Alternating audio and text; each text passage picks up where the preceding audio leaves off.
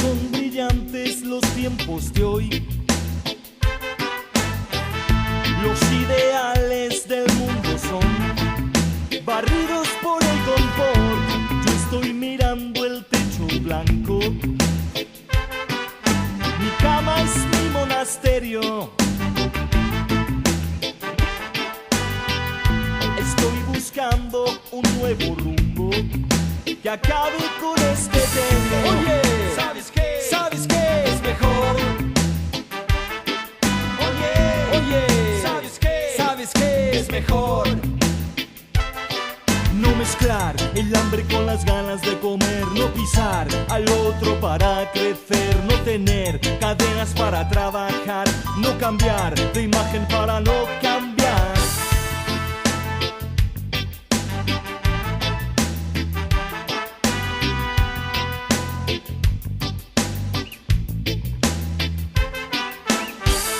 No hay banderas, no hay color.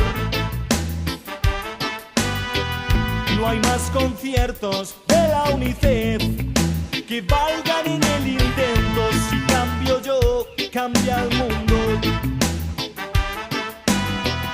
Cada minuto, cada segundo. Oye, ¿sabes qué? ¿Sabes qué es mejor? Oye, ¿sabes qué? ¿Sabes qué es mejor? No mezclar el hambre con las ganas de comer, no pisar al otro para crecer, no tener cadenas para trabajar, no cambiar de imagen para no cambiar.